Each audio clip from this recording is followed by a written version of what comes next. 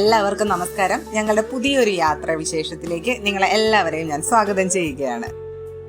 പൊതുവെ ഞങ്ങൾ ദൂരയാത്ര പോകുമ്പോഴത്തേക്കും ഏർലി മോർണിംഗ് യാത്ര സ്റ്റാർട്ട് ചെയ്യാനായിട്ട് ശ്രദ്ധിക്കാറുണ്ട്. ഇപ്രാവശ്യവും അങ്ങനെ തന്നെയാണ്. 2 ദിവസത്തെ അവധി പെട്ടെന്ന് കിട്ടിയപ്പോഴത്തേക്കും എവിടെ പോകാം എന്നുള്ളൊരു ചിന്തയായി. വലിയ പ്ലാനിംഗ് ഒന്നും ഇല്ലാത്തത് കാരണം തന്നെ കൊടൈക്കനാലിലേക്ക് പോകാം എന്നുള്ള ഒരു തീരുമാനത്തിൽ ഞങ്ങൾ എത്തി. പക്ഷേ കൊടൈക്കനാലിലാണെങ്കിലും നമ്മൾ സാധാരണ പോകുന്ന പ്ലേസസ് അല്ല. കൊടൈക്കനാലിന്റെ കുറച്ച് ഇന്റീരിയർ ആയിട്ടുള്ള വില്ലേജസിലേക്ക് നമുക്ക് എക്സ്പ്ലോർ ചെയ്യാമെന്നാണ് ഈ ഇപ്രാവശ്യത്തെ യാത്രയുടെ ഞങ്ങളുടെ ലക്ഷ്യം. ആക്ച്വലി ഈ മധുരൈ ഹൈവേ വഴിയുള്ള യാത്ര ഭയങ്കര സുഖമാണ്, പ്രത്യേകിച്ച് രാവിലെ സമയങ്ങളിൽ. നമ്മൾ കുമളി വഴി പോകുന്നത് വെച്ച് നോക്കിക്കഴിഞ്ഞാൽ ദൂരം എക്സ്ട്രാ ഉണ്ട്, ദൂരം കൂടുതൽ നമ്മൾ ഓടേണ്ടി വരും. എന്നിരുന്നാലും റോഡ് എന്ന് പറയുന്നത് എത്ര ടോള് കൊടുക്കണം എന്ന് പറഞ്ഞിരുന്നാലും ശരി, യാത്ര നല്ല കംഫർട്ടബിൾ ആണ്. വലിയ തിരക്കും കാണത്തില്ല, നല്ല റോഡാണ്, നമുക്ക് നല്ല സ്പീഡിൽ കുറെ ദൂരം കവറപ്പ് ചെയ്യാൻ പറ്റും. പ്രത്യേകിച്ച് നമ്മൾ രാവിലെയൊക്കെ സ്റ്റാർട്ട് ചെയ്ത് കഴിഞ്ഞാൽ നമ്മൾ ഉദ്ദേശിക്കുന്നതിനേക്കാളും കുറച്ചുകൂടെ നേരത്തെ നമ്മുടെ ഡെസ്റ്റിനേഷനിൽ എത്തിച്ചേരാനായിട്ട് ഈ റോഡ് നമ്മളെ സഹായിക്കാറുണ്ട്. ഏകദേശം ഒരു 9:45 ആയപ്പോഴത്തേക്കും ഞങ്ങൾ വഴിയിൽ നിന്ന് ബ്രേക്ക്ഫാസ്റ്റ് കഴിക്കാനായിട്ട് ഇറങ്ങിയായിരുന്നു. തമിഴ്നാടിന്റെ തനതായ കുറച്ച് കാഴ്ചകളൊക്കെ കണ്ട് നമ്മളിങ്ങനെ യാത്ര തുടരുകയായിരുന്നു. ശരിക്കുള്ള നമ്മുടെ ലക്ഷ്യം എന്ന് പറയുന്നത് കൊടൈക്കനാലിലെ കൂകൽ എന്ന് പറയുന്ന ഗ്രാമമാണ്. എന്നിരുന്നാലും വഴിയിലുള്ള സുന്ദരമായ ഒരു കാഴ്ചകളും നമുക്ക് മിസ് ചെയ്യാനായിട്ട് പറ്റത്തില്ല. കൊടൈക്കനാലിലേക്കുള്ള ചുരം നമ്മളിങ്ങനെ കയറി സ്റ്റാർട്ട് ചെയ്യുമ്പോൾ തന്നെ ഈ വത്തലഗുണ്ടു കൊടൈക്കനാൽ റൂട്ടില് നമുക്ക് കാണാൻ പറ്റുന്ന ഒരു ബ്യൂട്ടിഫുൾ ആയിട്ടുള്ള വ്യൂ പോയിന്റ് ആണ് ഈ മഞ്ഞലാർ ഡാം എന്ന് പറയുന്നത്. മഞ്ഞലാർ നദിക്ക് കുറുകെ കെട്ടിയിരിക്കുന്ന ഈ ഡാം തേനി ജില്ലയിലാണ് ശരിക്കും സ്ഥിതി ചെയ്യുന്നത്. പോകുന്ന വഴിക്ക് ഒത്തിരി ഫ്രൂട്ട് സ്റ്റോളുകളുണ്ട്. പ്രത്യേകിച്ച് നമ്മുടെ ചക്ക അവിടെ ഭയങ്കര മൂവിങ് ആയിട്ടുള്ള ഒരു ഐറ്റം ആണ്.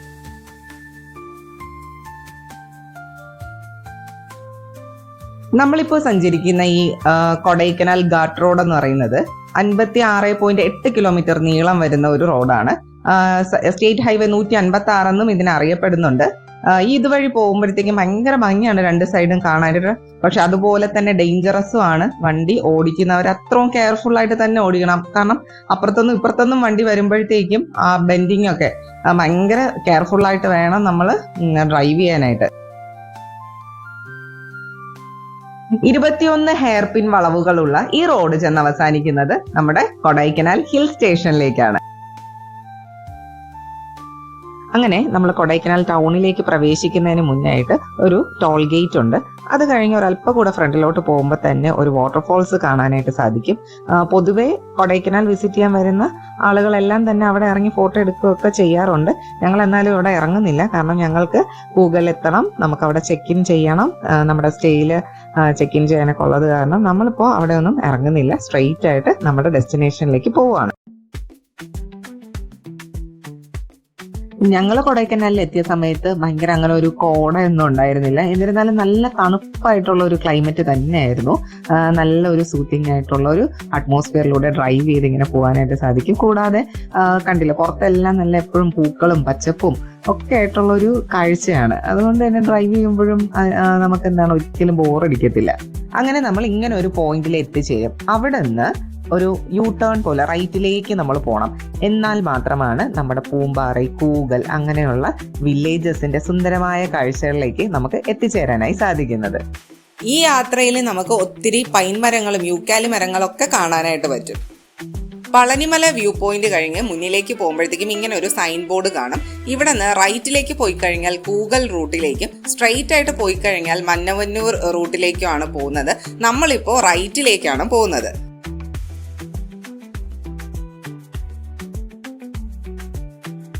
ഈ റൂട്ടിലുള്ള യാത്ര നല്ല രസമാട്ടോ. നല്ല സുന്ദരമായ കാഴ്ചകളൊക്കെ കണ്ട് ഇങ്ങനെ ഡ്രൈവ് ചെയ്ത് പോവാം. അങ്ങനെ നമ്മുടെ റിസോർട്ടായ നമ്മൾ സ്റ്റേ ചെയ്യാൻ പോകുന്ന ഈഗിൾ വുഡ്സ് എന്ന് പറയുന്ന റിസോർട്ടിലേക്ക് എത്തിച്ചേർന്നു.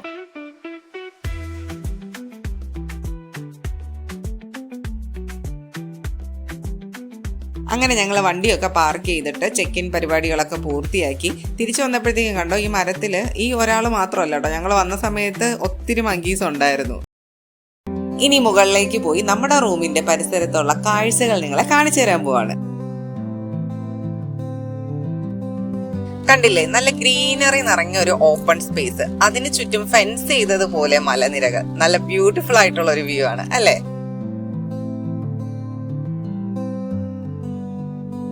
ഇനി നമുക്ക് റൂമിന്റെ ഉള്ളിലെ കാഴ്ചകൾ കാണാം.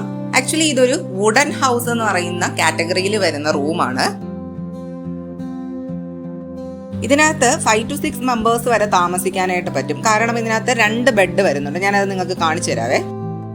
ഇതാണ് ഇവിടുത്തെ മാസ്റ്റർ ബെഡ്. ഇപ്പോൾ അച്ഛനും അമ്മയും 2 മക്കളൊക്കെ അടങ്ങുന്ന ഒരു ഫാമിലി ആയിട്ടാണ് നിങ്ങൾ വരുന്നതെങ്കിൽ ഇത് വളരെ സ്യൂട്ടബിൾ ആയിട്ടുള്ള ഒരു റൂമാണ്.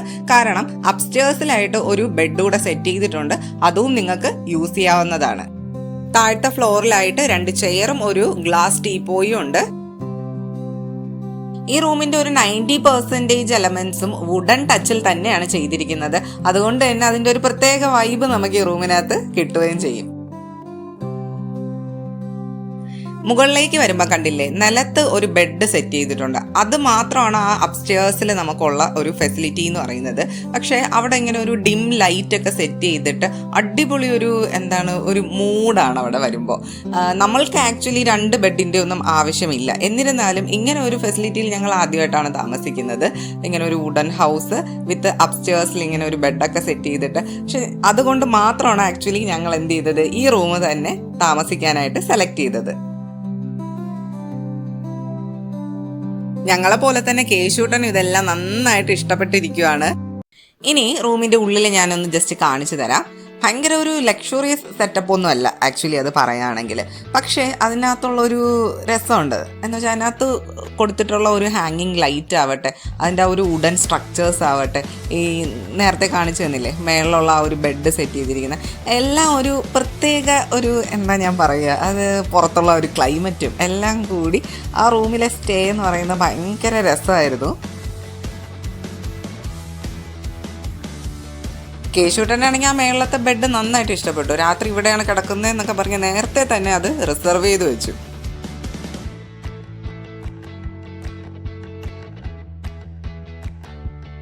അപ്പോഴേക്കും പുറത്ത് നല്ല മഞ്ഞ് പെയ്ത് തുടങ്ങിയിട്ടുണ്ടായിരുന്നു. ഞങ്ങൾ പിന്നെ കുറേ നേരം അവിടെ നിന്ന് ആ ക്ലൈമറ്റിൽ അങ്ങനെ ആ പ്രകൃതിയൊക്കെ ആസ്വദിച്ച് കുറേ നേരം നിന്നു.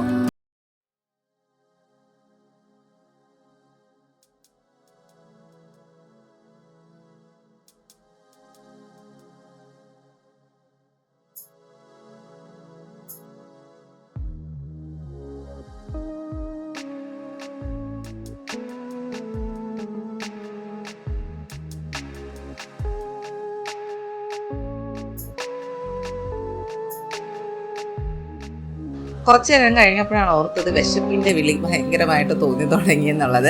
ഞങ്ങൾ ആക്ച്വലി വഴിയിൽ നിന്ന് കഴിച്ചിട്ട് വരാനാണ് പ്ലാൻ ചെയ്തത്. പക്ഷേ കുറച്ച് ലേറ്റായി പോയത് കാരണം ഞങ്ങളിവിടെ നേരിട്ട് വന്ന് ചെക്ക് ഇൻ ചെയ്യുവാണ് ചെയ്തത്. അപ്പോൾ ഇവിടെ നമ്മൾ ഓർഡർ ചെയ്തു. അവർ ഉണ്ടാക്കി തരാൻ കുറച്ച് നേരം ഒന്ന് വെയിറ്റ് ചെയ്യണം എന്ന് പറഞ്ഞു. അങ്ങനെ ഞങ്ങൾ താഴേക്ക് പോയി ഫുഡ് കഴിക്കാനായിട്ട് അവിടുത്തെ ഡൈനിങ് ഏരിയയിൽ. അപ്പോൾ നമ്മളൊരു ഫ്രൈഡ് റൈസ് ആണ് നമ്മൾ ഓർഡർ ചെയ്തത്. 1 മതിയാവും ഞങ്ങൾക്ക് 3 പേർക്കും കൂടെ. അങ്ങനെ അത് ഓർഡർ ചെയ്തു. ഇടയ്ക്ക് കേശൂട്ടൻ കുറച്ച് ഫ്രൂട്ട്സ് ഒക്കെ കഴിച്ചായിരുന്നു. അതുകൊണ്ട് അവൻ ഓക്കെയാണ്. അപ്പം നമ്മളങ്ങനെ ഒരു ഫുഡ് കഴിക്കാൻ വേണ്ടിയിട്ട് താഴത്തേക്ക് പോയി.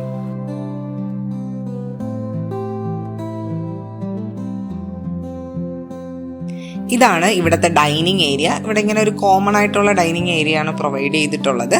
നമുക്ക് റൂം സർവീസ് വേണമെന്ന് പറഞ്ഞു കഴിഞ്ഞാൽ അവർ കൊണ്ടുതരും. പക്ഷെ പൊതുവെ എല്ലാവരും ഈ ഒരു പ്ലേസിലായിരിക്കും വന്ന് ഫുഡ് കഴിക്കേണ്ടത്. രാവിലെ ബ്രേക്ക്ഫാസ്റ്റും ഡിന്നറും ഒക്കെ നമുക്കിവിടെ പ്രൊവൈഡ് ചെയ്യും. നമ്മുടെ പാക്കേജിൽ ഇൻക്ലൂഡ് ആവുന്നത് ശരിക്കും ബ്രേക്ക്ഫാസ്റ്റ് ആണ്. ഡിന്നറൊക്കെ നമുക്ക് വേണമെങ്കിൽ ഇവിടെ പറഞ്ഞു കഴിഞ്ഞാൽ അവർ കുറച്ച് മെനു, അവരുടെ ഒരു പർട്ടിക്കുലർ മെനു ഉണ്ടാവും. അതിനകത്തുനിന്ന് നമുക്ക് ഇഷ്ടമുള്ളത് സെലക്ട് ചെയ്യാം. അങ്ങനെയാണ് അവിടുത്തെ ഒരു രീതി എന്ന് പറയുന്നത്. പുറത്തെന്തോ ഇഷ്ടപ്പെട്ട സാധനം കണ്ടിട്ടാണ് ഈ കേശൂട്ടൻ ഇങ്ങനെ എത്തി വലിങ്ങൊക്കെ നോക്കുന്നത്. ആഹാ, ഇനിയിപ്പോൾ പറയണ്ട, എപ്പോൾ പുറത്തിറങ്ങി ഓടിയെന്ന് കേട്ടാൽ മതി. ഫുഡ് റെഡി ആവാനായിട്ട് കുറച്ച് സമയം കൂടെ വെയിറ്റ് ചെയ്യേണ്ടതായിട്ടുണ്ടായിരുന്നു. സോ ഞങ്ങൾ ഇങ്ങനെ അതിൻ്റെ ബാക്ക് യാർഡിൽ ഇറങ്ങി അവിടുത്തെ കാഴ്ചകളൊക്കെ കണ്ട് കുറേ നേരം കേശൂട്ടൻ അവിടെ നിന്നൊക്കെ ഓടിക്കളിച്ച് അങ്ങനെ റിലാക്സ് ചെയ്ത് സ്പെൻഡ് ചെയ്തു. The stars align, we lose ourselves in the rhythm divine. Underneath the sky painted with dreams, we're chasing the echoes of silent screams. Caught in the spell of the cosmic night, where fantasies bloom in the pale moonlight. We'll let go of all that we അങ്ങനെ ഞങ്ങൾ ഗംഭീരമായിട്ട് ഫുഡൊക്കെ കഴിച്ചിട്ട് ആ പ്രോപ്പർട്ടിയുടെ തന്നെ താഴത്തേക്ക് കുറച്ചൊന്ന് നടന്ന് അവിടുത്തെ കാഴ്ചകളൊക്കെ കണ്ടിട്ട് വരാമെന്ന് വിചാരിച്ചു. ഇത്രയും നല്ല സ്പേസ് ഇങ്ങനെ ഓടിക്കളിക്കാനായിട്ട് കിട്ടിയപ്പോൾ തന്നെ കേശുട്ടൻ ഭയങ്കര ഹാപ്പിയായി.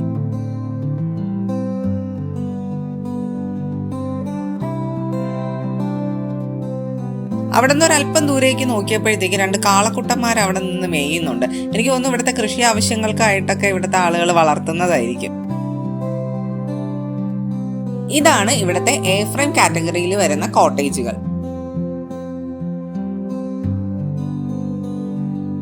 ഒരാളത് ഓടി കളിച്ച് ക്ഷീണിച്ചങ്ങനെ വരികയാണ്. അപ്പുറത്തേക്ക് മറ്റൊരാളോ അവിടെ ചെയറൊക്കെ ഇട്ട് നല്ല റിലാക്സ് ചെയ്ത് അങ്ങനെ ആസ്വദിക്കുകയാണ്. ഇവിടെ പുറത്ത് തന്നെ നമുക്ക് ക്യാമ്പ് ഫയറിനുള്ള എല്ലാ ഫെസിലിറ്റിയും ഉണ്ട്. നമ്മൾ ആവശ്യപ്പെടുകയാണെങ്കിൽ അവരത് രാത്രി ചെയ്തു തരും. അവിടെ അങ്ങനെ ഇരിക്കുമ്പോൾ തന്നെ നല്ല റീഫ്രഷിങ് ആയിട്ടുള്ള ഒരു അന്തരീക്ഷമാണ്. ഞാൻ ഓർക്കുകയും ചെയ്തു, ഒത്തിരി ഫാമിലി മെമ്പേഴ്സൊക്കെ ആയിട്ട് അല്ലെങ്കിൽ ഫ്രണ്ട്സുമായിട്ടൊക്കെ വരികയാണെങ്കിൽ നമുക്ക് ഇവിടെ നിന്ന് തന്നെ എന്തെങ്കിലുമൊക്കെ ഗെയിംസ് ഒക്കെ കളിക്കാം, അങ്ങനെയൊക്കെ ഉള്ള കലാപരിപാടികളൊക്കെ നമുക്ക് സെറ്റ് ചെയ്യാവുന്നതാണ്. അത്രയ്ക്ക് നല്ല സ്പേസ് ആണ് കേട്ടോ. നല്ല ഓപ്പൺ ആയിട്ട് കിടക്കുന്നു, നല്ല കാറ്റുണ്ട്. ഞങ്ങൾ പിന്നെ കുറേ നേരം അവിടെ ഇരുന്നപ്പോഴത്തേക്കും സമയം പോകുന്ന അറിയുന്നില്ല. പിന്നെ ചെറുതായിട്ട് മഴ ചാറാനും തുടങ്ങി. പിന്നെ ഞങ്ങൾ റൂമിലേക്ക് തിരിച്ചു പോയി. അപ്പോഴേക്കും നല്ല കോടയൊക്കെ ഇറങ്ങി തുടങ്ങി. പിന്നെ ഞങ്ങൾ ജസ്റ്റ് ഒന്ന് ഫ്രഷപ്പ് ഒക്കെ ആയിട്ട് വേറൊരു പരിപാടിയുണ്ട്. വേറൊന്നുമല്ല, മന്നവന്നൂരിലെ ഷീപ്പ് ഫാം കാണാനാണ് നമ്മൾ പോകുന്നത്. ഈവനിങ് ടൈം പോയിട്ടേ കാര്യമുള്ളൂ എന്നാണ് അറിയാൻ കഴിഞ്ഞത്. കാരണം പകൽ ടൈമിലൊക്കെ ആടുകൾ മേയാൻ പോയിരിക്കും.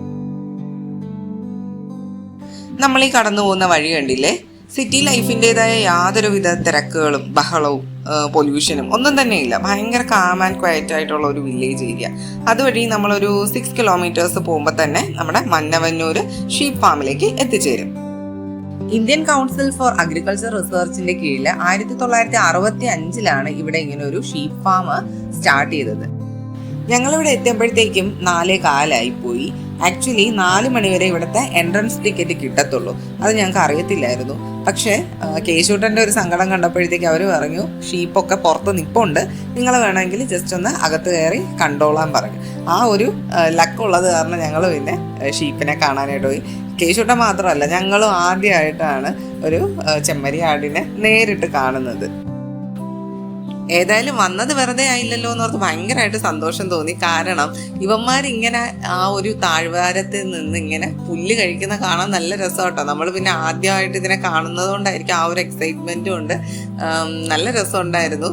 കേശൂട്ടനെ ആണെങ്കിൽ വീട്ടിൽ നിന്ന് അവൻ്റെ ഒരു ഷീപ്പിൻ്റെ ടോയും കൊണ്ടാണ് വന്നത്. നമ്മൾ പോകുമ്പോൾ ഷീപ്പിനെ കാണാം എന്നൊക്കെ ഞങ്ങൾ പറഞ്ഞപ്പോഴത്തേക്ക് കാറിനകത്ത് അതും പിടിച്ചിരിക്കുമായിരുന്നു. ന്യൂഡൽഹിയിലെ central sheep and wool research ഇൻസ്റ്റിറ്റ്യൂട്ടിന്റെ ഒരു സദേൺ റീജിയണൽ റിസർച്ച് സെന്ററാണ് നമ്മുടെ ഈ മന്നവന്നൂരുള്ളത്. ഇവിടെ ഒത്തിരി ടൈപ്പ് ഷീപ്പ് ഉണ്ട്. മെയിൻലി ഇവരെ യൂസ് ചെയ്യുന്നത് വൂളിനും മീറ്റിനും വേണ്ടിയിട്ടാണ്.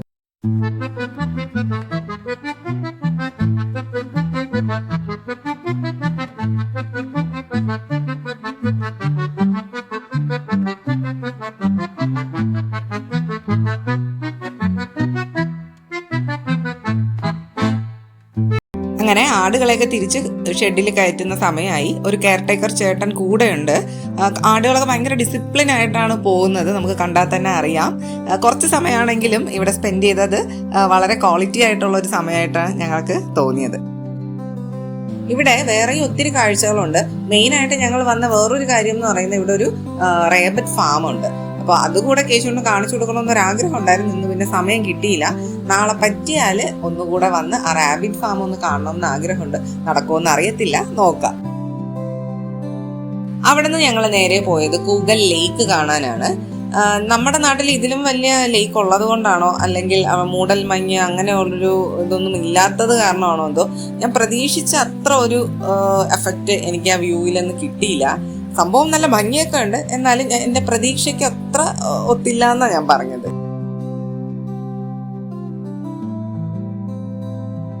റിസോർട്ടിലേക്ക് തിരിച്ചെത്തുന്നതിന് മുന്നായിട്ട് ഞങ്ങൾ ശരിക്കും കൂഗൽ വില്ലേജ് ഒന്ന് എക്സ്പ്ലോർ ചെയ്യാനായിട്ട് പോയിട്ടുണ്ടായിരുന്നു. പക്ഷെ അതിൻ്റെ കാഴ്ചകളൊക്കെ ഞാൻ നെക്സ്റ്റ് എപ്പിസോഡായിട്ട് അപ്ലോഡ് ചെയ്യാമെന്നാണ് വിചാരിക്കുന്നത്. ഇപ്പൊ സമയം 6 മണി ആയിട്ടുണ്ട്. ഞങ്ങൾക്ക് വേണ്ടിയിട്ടുള്ള ചായ അകത്ത് റെഡിയാക്കിക്കൊണ്ടിരിക്കുകയാണ്. അപ്പം ഞങ്ങൾ ഓർത്തു എന്തായാലും ചായ കുടിയും സൺസെറ്റൊക്കെ കണ്ട് പതിയെ റൂമിലേക്ക് തിരിച്ചു പോയാൽ മതിയെന്ന്. ഒരു ഫാമിലി എന്ന നിലയ്ക്ക് ഞങ്ങളെ സംബന്ധിച്ചിട്ട് ഇന്നത്തെ ഒരു ഈവനിങ് ഭയങ്കര പീസ്ഫുൾ ആയിട്ട് ഇൻവോൾവ് ചെയ്ത് ഞങ്ങൾ മാത്രമായിട്ടുള്ള കുറേ ഗുഡ് ക്വാളിറ്റി മൊമെന്റ്സ് ഞങ്ങൾക്ക് സമ്മാനിച്ച ഒരു ഈവനിങ് ആയിരുന്നു. In the midnight glow where the stars align, we lose ourselves in the rhythm divine. Underneath the sky painted with dreams, we're chasing the echoes of silent screams. Caught in the spell of the cosmic night, where fantasies bloom in the pale moonlight. We'll let go of all that we know. ഇവിടെ രാത്രിയുള്ള view ആണ് main attraction. നിങ്ങളും just ഒന്ന് കണ്ടു നോക്കിക്കേ. Dancing in the stardust, we're weightless and free in a world of wonders. Just you and me, lost in the moment. Our spirits ignite as we twirl in the magic of the cosmic light. Among constellations, we'll find our way. Through the celestial symphony, we'll sway. With every step, we leave our cares behind. ഇതാണ് നമ്മുടെ ഇവിടുത്തെ റെസ്റ്റോറൻറ്റിന്റെ night view. നല്ല തണുപ്പായത് കാരണം കേശൂട്ടനെയും കൊണ്ട് ഞങ്ങൾ അങ്ങോട്ടേക്ക് പോയില്ല. റൂമിൽ സർവീസിലേക്ക് നമ്മൾ ഓർഡർ ചെയ്തിട്ടുണ്ട്. അപ്പോൾ ഇന്നത്തെ വീഡിയോ ഇവിടെ കഴിയുകയാണ്. നാളെ കൊടൈക്കനാലിൻ്റെ ഗ്രാമീണ കാഴ്ചകളിലേക്ക് പോകുന്നതാണ്. അടുത്ത വീഡിയോയിലൂടെ അതെല്ലാം നിങ്ങൾക്ക് കാണിച്ചു തരാം. അതുവരേക്കും എല്ലാവർക്കും ബൈ ബൈ.